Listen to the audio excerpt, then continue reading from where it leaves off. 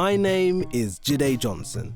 I'm a producer writing an animation called Family Britannia about a young genius Londoner with a hilarious deficiency. Whilst researching characters of high intellect in children's media, I struggled to find a black male protagonist in any medium who displayed outstanding levels of intelligence. Now, while there are some positive stories about young black men, in general, the character tropes I see all too often are either hyper-masculine, sporty, rappers, musicians, badly behaved, or the typical cool kid. So, where are all the smart black male characters in kids' TV? And more importantly, what are we doing about their lack of positive representation?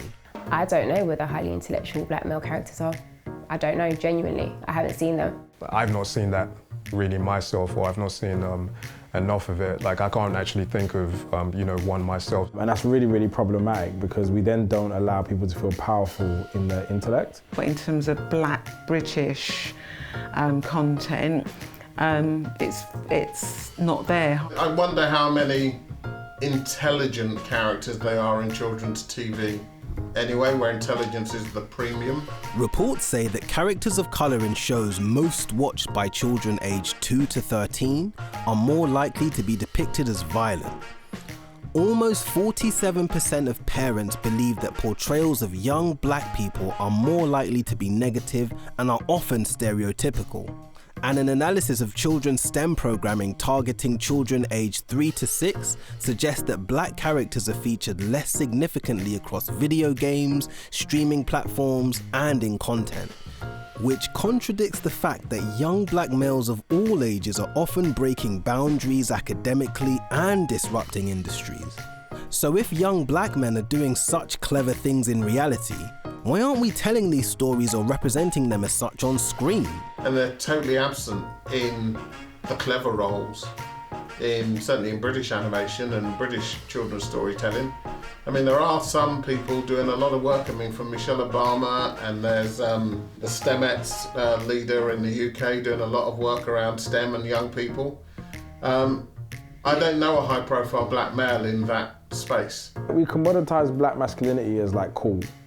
That's the adjective that we make it. So like, Fresh Prince is the archetype of it. And so he gets the girls, great at sports, and like funny and charming, but like, and gets through life through like, personality only.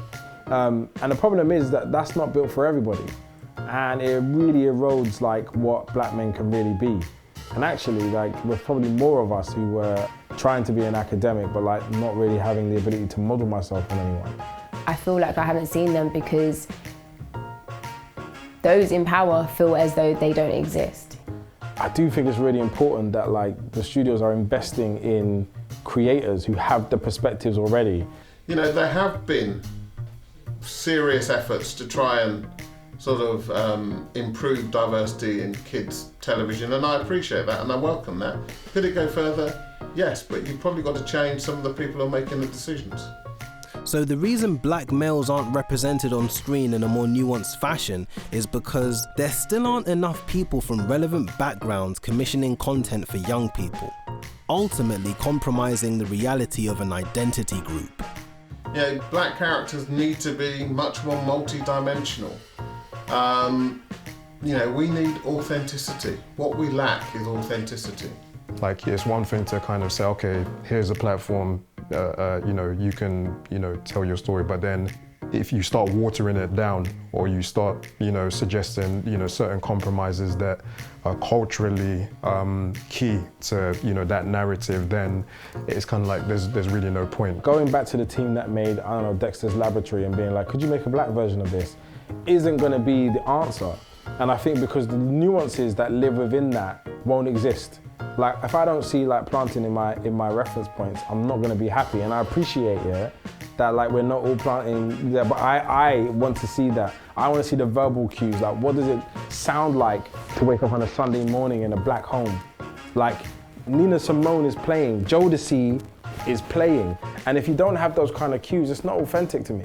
So it's not just about taking a character and making him brown. It's about him living in the setting with the tiny nuances that we know that are ours. To get more of those, we need more black writers, and we need more black directors. And we need more black commissioners who are black and male. Black people currently make a 2.6% off-screen contribution to children's shows compared to an 8.1% on-screen. Black professionals are underrepresented across the majority of genres off-screen, so it's a bigger problem than just kids' TV. Does this suggest that black people are having difficulty getting into the industry or into positions of influence? It's about the economics of the industry. It's about making jobs for people, not just work. Because most of us come from working class communities. Most of us do not have bank of mum and dad sat behind us. We have an industry which is not financially structured for working class people to come into and to sustain themselves. And if they come in, you're living under so much pressure of contract to contract to contract that you could work in our industry for 10 years and still not feel part of it. There's a wide range of ways to get started in media, which requires perseverance, proactivity, and a DIY approach. But overall, our industry makes it difficult for entry-level talent to rise up. So it would have to be Auntie Floella Benjamin on Play School. So that would be the only visual image I would have of a black person on TV. But then as I got older into, I would say, my teens, then you would see more content coming through. Lenny Henry on Tiswas, the Saturday morning programmes, etc. But it was very, very basic as a child. Oh my God, I was watching old school Power Rangers, the old ones. The black guy was just doing too much. What do you mean? In what ways? Yo, so the black guy, his role was to teach everybody to dance. So just randomly they would like beat the demons, and they'll go to the little section in the school, and it would be like in a school dance, and then he would just have a solo where he's just doing his jigaboo dance, and he's just like, and I'm just looking at this, and that's like, he had no other reference point of humanity than just to teach everybody to dance and like do backflips and handstands, and like, I was just like, yo, you don't care about us at all, innit? But as far as like an animated show, the Kid and Play animated TV series, if you remember that was like in the early 90s, I think it was, and it was like, you know, predominantly a black cast, and like, you know, just I related to everything I saw there. You know, the hairstyle, like, you know, the flat top and everything, the fades, and, you know, the parting. Like, I remember like on Disney they had Smart Guy. I always loved that show. Like, I always loved that show. It was super funny, super relatable, super human, and he was still fallible. There's things he couldn't do even though he was super intelligent. And like, where's those shows today? There is still a distinct lack of black male intelligent heroes on our screen, and a huge lack of representation in general. Kids streamer Hopstar published the Is Kids TV Making Your Child Prejudice report, which examined 50 of the most popular shows aimed at UK preschoolers and found that only 6 out of the examined shows had characters of colour in lead roles. This has to have had an impact on the ethnic racial development of children who are underrepresented or negatively portrayed. Recently, Marvin Harrison wrote the book I Love Me for children to build confidence and self-esteem. Casey Alicia wrote My Daddy Does, which showcases black fathers in a positive light. Laura Henry Elaine wrote My Skin, Your Skin to educate young people on racial issues in a helpful way, and is now launching a new animated show called Daddy-O & Co, an authentic and nuanced take on black fatherhood. Research informs us that even young babies start to differentiate between skin colour, and by the time children are 5, they form their views. So it is super important that children see diversity, so that children grow up into seeing diversity as something that's quote unquote normal, as a talking point. And the images, it's not stereotypical. We include within that the nuances. So we show different characters that are multi-dimensional. When I created My Daddy Does, it was about showing that not all black fathers are absent.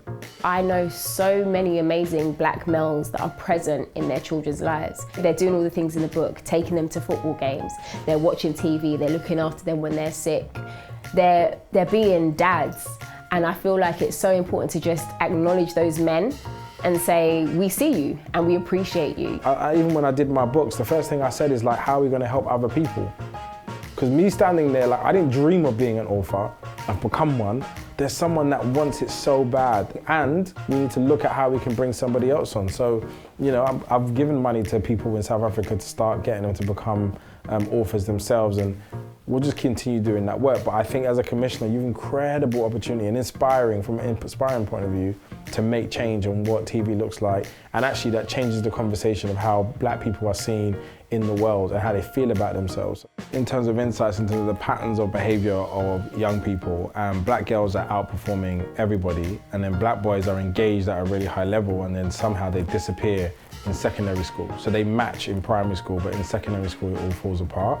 And for me, I think there's a cultural disconnect, and I think young men need to see visual representations of themselves. You know, like when my son dresses up as Spider-Man, he doesn't dress up as Spider-Man, he dresses up as Miles Morales, specifically. That's a very, very different thing to him being Peter Parker. I've never heard my son reference Peter Parker before, but Miles Morales is to him Spider-Man. Before Jojo and Gran Gran, which CBeebies developed and produced, there wasn't that many black children within the children's media TV world, especially black boys. And from a personal point of view, having 2 black sons, there wasn't hardly anything for them. I think sometimes in live action shows there were, but within the animation world or anything that they were the main characters or the show was actually centred around black boys and their families in a non-stereotypical way. Every representation of us is like commoditizable.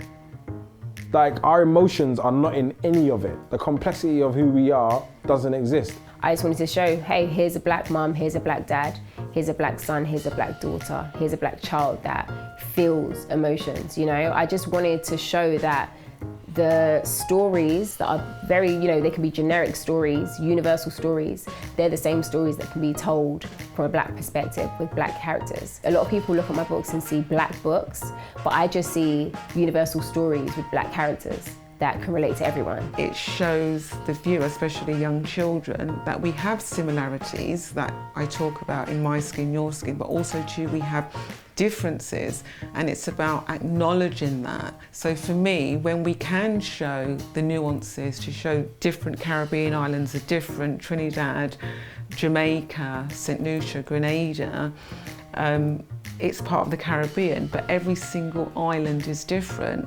Similarly as well, when we're talking, you know, coming away from people thinking that Africa is a country, you know, there's so many different countries within that continent. And I think it's a way that we're able to show that and to share that so children become culturally informed. Ethnic racial development studies have shown that programs like Sesame Street and the aforementioned children's books can have positive effects on children's feelings about their own ethnic racial group. There is a predisposition for black guns, crime, drugs. You know, as in television, you could argue television overall is biased towards crime, guns, drugs. I mean, because people know that stuff works. The misrepresentation of young black males in media can have a very devastating effect on young people, because you know, it basically reinforces a narrative that doesn't necessarily reflect who you are. You know, I mean, everybody knows that, like, you know, what you see on TV and what you watch, especially at a young age, you're very susceptible to, you know, being influenced by that. The proliferation of violent content and how that seeps into us is so common. Like, the things that I internalized young. And so my thing now is you know, my way of coping with it, I don't stop my children from watching it, I explain it. There's a reason Fresh Prince of Bel-Air, the original, is still on British television. Because black parents still put their kids in front of it to watch it, because they know, at least for half an hour, the kids are going to get to watch a show with black people in it, which isn't about guns and hood and crime and all the rest of it. And they'll walk away from that show with a reasonable sort of sense of worth. You can't be if you can't see it. And so what I need to do is explain it in advance in a way you can understand at 6 years old, what you may see, and then you can come talk to me about it. The conversation, the dialogue is already open. So I'm understanding of what the impact is, but the more we flood it with positive content, the less it just becomes a conversation. Like, children like drink content. It's like water to them, and they're just like soaking it all in. A key issue here is there just isn't enough representation off screen. Black people contribute only 8.4% to commissioning editor roles, 1.6% in director roles, 1.6% writers, 1.7% producers, 1.7% production managers, and the percentage of executive producers is so low it wasn't even worth including in the research. So, just how hard is it to make the necessary hires off screen so that we can ensure we're telling authentic stories about people of colour? This thing about, oh, I wanted to hire a black writer but couldn't find one. I wanted to hire part of the problem is that they want to hire one but not give them the power. I don't know whether I would agree necessarily that it's true that like there aren't enough black talent there to fill these positions, because I see the talent is there. Maybe it might be a thing of broadcasters or people in those positions looking in the wrong places, or maybe they're not I don't know, looking far enough. I think there has been change, especially in the last 2 years. We can see that in the television media, even I know in the publishing world, there's been different incentives to get more diverse content onto the screen. But equally for me, it's behind the screens as well, because the talent is there. And if we're going to change the game, more black and Asian people need to have more power. The talent undoubtedly exists, so how much of the responsibility to promote change should lie with black creatives already working in the kids space? We have a responsibility to be fair and to show the others how fairness works. And fairness means you give everybody a crack of the whip. Now at the moment, we're underrepresented, so I do go out of my way to identify black, Asian, working class candidates for all of the jobs that I've got. As black creatives, I do believe we have a responsibility to be part of the transformation we need to see. I don't believe we have 100% of the responsibility. I think everyone within the industry should be trying to diversify the entire industry. We also have a responsibility ourselves to connect with one another and to, collaborate with one another and to create what we want to see ourselves, or to, create the changes that we want to see ourselves, especially if, there is this, conscious effort to kind of either subvert or water down the narrative that you want to tell. So actually, how can we, what I always say, how can we lean in and listen to those communities and cast our nets wider in terms of script writers, producers, directors, editors, etc. And how do we make sure that people know that the door isn't shut to them, that there are no gatekeepers? Things are changing with companies like Paramount, who have made a very clear commitment to strengthening inclusivity globally in 2020 with its no diversity, no commission policy for suppliers. There are shows that existed long before the industry openly called for more diversity and inclusion, such as Hey Arnold and Dora the Explorer. However, a report by the UK regulator Ofcom found that 1/3 of 8 to 11-year-olds still don't think that there are programs which show children that look like them. I don't know the reason why it took so long to have black children, black families represented on black British TV. They've just not commissioned enough,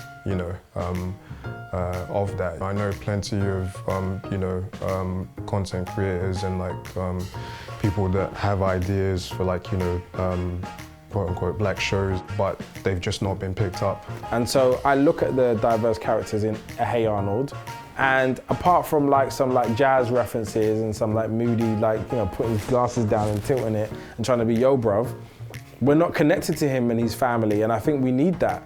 I've got a 9-year-old. Right, first of all, 9-year-olds aren't watching 7 to 9-year-old content. they're watching 11 to 14-year-old content because that's what they're doing.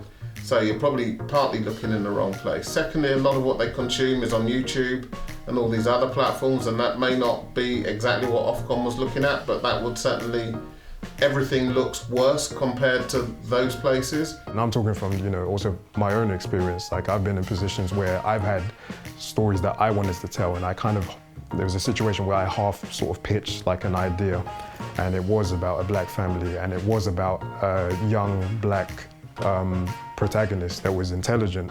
So it's interesting that we're having this conversation here, because I literally, that's something that I'm working on and have been working on. But when I pitched it, the first thing that came out of this particular person in that position's, the first thing that came out of his mouth was that, maybe he could have a white best friend and a white this and a white that, and it was like, that was the first thing that came out of his mouth, and it completely took away from the story that I was trying to tell. It was almost as if he didn't listen to to the narrative that I gave him and the cultural aspects. I think I've watched every single Mighty Morphin Power Rangers 3-4 times, every single Karma 3-4 times. I've seen all of these shows now in rotation. It's because they don't have anything else to turn to. And I think we just need more things. I feel like there's more content based on animals than there are on children, on black children. And that's really, really sad and worrying. If children, for example, only have access to a TV once a week, they might be from a deprived background. I don't know, maybe when they go to their babysitter's house or something, that's when they see TV. Those are the same shows they're going to see. They're not going to see these diverse shows. So we need to make them more accessible. We need to get them everywhere, get them on all the channels. You think about Susie and Rugrats. I have no depth of connection to her as a girl. There's a strength and a power to her, which is a generic feminine trait that I would expect to see in a black woman. But what about the other stuff? What about her and her family and the cues that we need and reference points? But I feel that the time was probably right for the commissioners at BBC to have an animation that's centred around a black British family, which has been very well received. McKinsey research suggests that the film and TV industry will continue to lose out by alienating audiences if it fails to advance racial equity within the space. The industry will suffer and the audience will suffer as a result of it as well, because you're missing out on great ideas and great stories that could be told and that everybody would be able to resonate with. The commissioner is a job. He's not the owner of the platform. And so if your KPIs are to do numbers, to innovate, to drive this much diversity, this much belonging, and you're not hitting your targets, you won't have a job. It's just a consequence of reality. Well, it's costing them already, because people are migrating off traditional terrestrial platforms, looking for content elsewhere. They are literally sort of shopping in a global marketplace. And the biggest thing that happen is they will just become irrelevant. In conclusion, it's clear to see that change is on the horizon. With creators like Laura Henry Elaine having a seat at the table and being allowed to make tangible changes to the children's TV landscape with great success, this should open doors for others to achieve more nuanced narratives. However, there's still work to be done. In this interim period, allyship is the key to effective change, and there still needs to be an investment in talent from underrepresented communities. We need more diversity schemes to develop the next generation of decision makers, as opposed to schemes which solely display performative allyship just to tick diversity boxes. I see this as an opportunity for my show, Family Britannia, to inspire more investment into stories about characters who are typically marginalised on screen, as well as black creators behind the scenes. We've learned that true change comes from transforming the makeup of the industry. Until we see parity in top management, in the creative departments, and in the decision-making roles, we won't make a huge dent in authentic storytelling. If these positive changes are made, I believe the future is an inclusive and inspiring one. I'm convinced that one day we'll reach a place where all kids can watch TV and feel like they're being represented and reflected in a wide range of roles, telling them that they're okay just as they are loved and can be anything they want to. even a smart black boy.